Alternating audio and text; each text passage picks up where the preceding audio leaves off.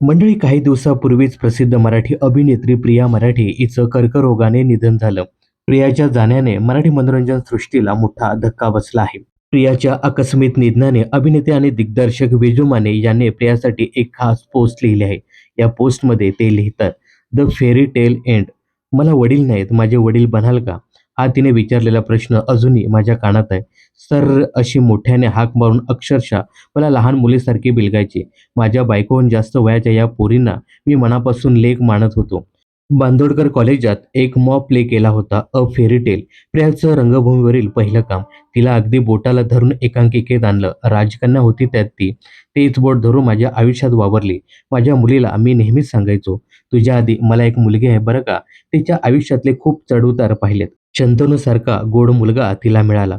खूप बरं वाटत होतं. गोष्ट अशी संपायला नको होती प्रिया. बाबा मिस यू, बाबा लव्ह यू असं म्हणत विजू माने यांनी प्रियासाठी एक खास आणि भावनिक पोस्ट लिहिली आहे.